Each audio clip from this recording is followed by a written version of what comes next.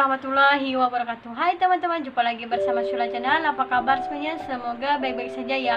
Oke, selamat malam, siang, dan petang. Oke, di video kali ini kita hanya buat vlog di rumah saja sebab masih PKPB ya. Dan kalau keluar rumah kita sentiasa pakai masker dan juga selalu cuci tangan, itu wajib sekali untuk kita jaga kita. Jadi di malam hari ini kami akan membahas tentang cara berkomunikasi kami pada masa dahulu sebelum ada telepon atau telepon pintar yang sekarang ini ya guys. Jadi buat pengetahuan saja, dulu family kami memang ada dekat Malaysia. Seperti istri saya dulu ada family dekat Malaysia, dan saya pun ibu dan adik-adik saya berada dekat Malaysia. Jadi gimana cara kita berkomunikasi dulu sebelum ada telepon pintar semacam sekarang ini ya. Oke, kalau buat suami macam mana? Oke, jadi buat saya sendiri dahulu pada tahun 90-an dan 2000 ke atas sedikit, 2001-an gitu, itu kami menggunakan dua cara ya guys. Kalau mau berbicara atau berkomunikasi dengan ibu saya yang berada dekat Malaysia. Jadi sebelumnya saya sendiri dengan nenek itu tinggal di kampung halaman, dan itu ya komunikasinya pada zaman dahulu itu pada 90-an itu kami biasa surat menyurat guys. Jadi kalau ada di kampung halaman kami yang mau pergi ke Malaysia, itu kita menyurati ibu. Jadi kita sebelumnya itu tulis surat, lepas tuh kita biasa berfoto. Jadi dulu tuh kita mau foto saja, mau ambil foto atau mau cetak foto, mau print foto, itu kena pergi ke bandar ya, sekitar 10 km dari rumah kami. Jadi lepas tuh kita kirim surat dengan kirim gambar kita ke orang yang mau pergi ke Malaysia itu ya guys. Begitupun juga dengan ibu saya yang di Malaysia. Kalau memberitahu kabar tentang Malaysia, ibu itu tulis surat juga. Dan biasa ibu dengan adik-adik saya, dengan family saya dekat sini, itu mengirim foto dengan surat itu juga ya guys. Jadi biasa kalau orang balik kampung dari Malaysia itu pasti ibu itu mengirim surat atau mengirim barang-barang ya. Jadi memang cukup jarang juga ya, disebabkan tidak setiap bulan orang yang merantau itu balik kampung juga ya. Jadi biasa dalam 1 tahun ibu itu kirim surat dalam 3 kali atau 4 kali gitu ya guys. Jadi memang pada masa itu komunikasi kami Memang seperti itu.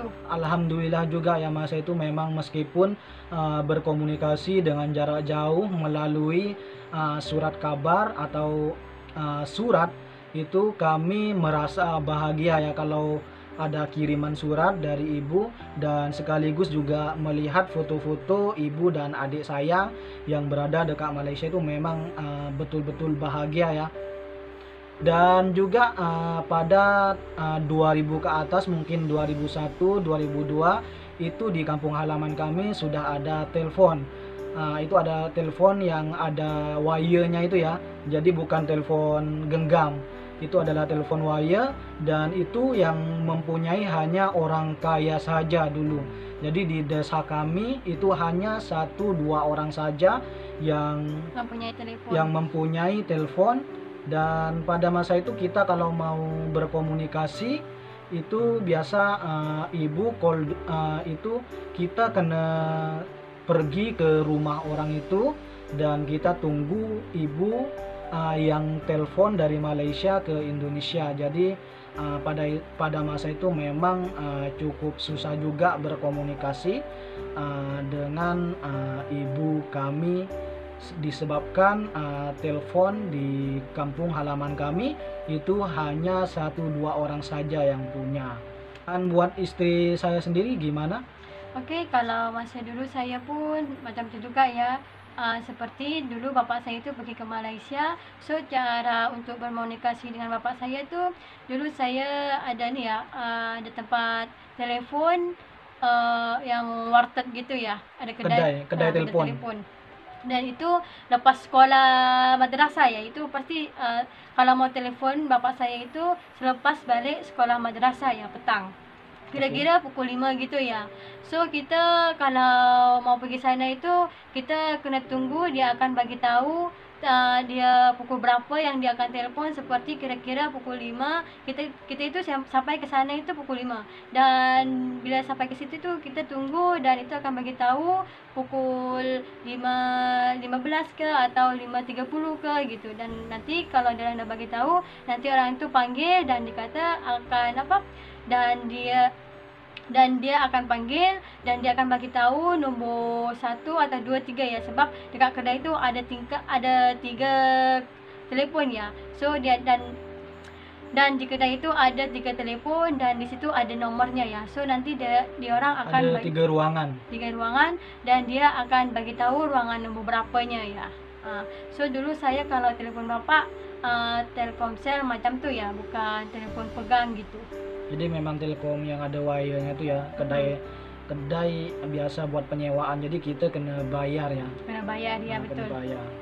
Dan juga kirim surat juga ya, saya masa sebelum ada telepon tuh, kalau ada orang yang pergi ke Malaysia itu pasti saya akan kirim surat, dan suratnya itu panjang ya, nak ini nak itu ya, untuk keperluan sekolah. Biasa dulu saya masa budak-budak, so saya akan tulis semuanya ya, lucu.